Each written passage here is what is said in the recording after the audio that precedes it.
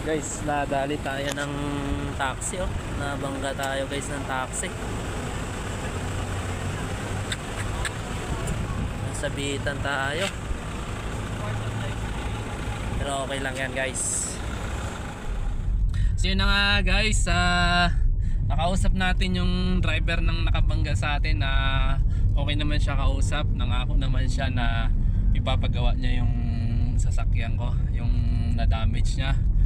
So ayos lang din kasi mga bagay lang yan na may babalik pa, na normal lang, na kumbaga parte na yan dito sa mundo na ginagalawan natin sa araw-araw na pagbabiyahe natin. Kaya okay lang, mahalaga hindi tayo nasaktan, 'di ba? Yung sasakyan lang yun na damage, pero okay lang, hindi naman kailangan problemahin kasi mga bagay lang yan na kaya pang palitan, na pwedeng maibalik.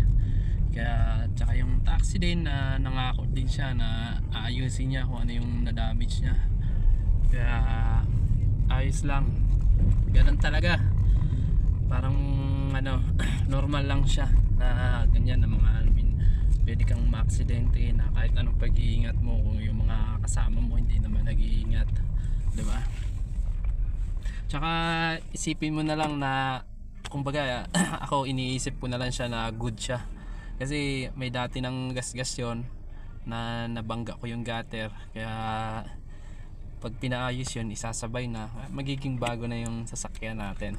Kaya positive lang. Lagi mong ano man mangyari sa'yo, lagi mong isipin na may positive dun guys. Huwag kang mamroblema na ganun, diba? Kasi dito sa mundong ginagalawan natin, kung lagi kang magpapa-apekto at lagi kang may stress sa mga iniisip mo, at tatanda ka kaagad at magiging malungkot yung buhay mo kung ganun lagi yung mindset mo. Kaya yung mga ganyang simpleng bagay lang, dapat iniisipan mo ng positive lagi yan. Kahit anong mangyari sa'yo, laging may positive yan na dahilan. Kung wala pa man ngayon result, sa susunod pa yung mga result nyon, or soon magkaroon ng result na maganda, diba? Pero yun na nga guys, syempre maabala tayo kasi papagawa yung sasakyan at pupunta pa tayo doon. Pero okay lang yun kasi ano, may magandang result naman na mangyayari, diba? Pag maglaan tayo ng oras. Ganoon naman talaga diba?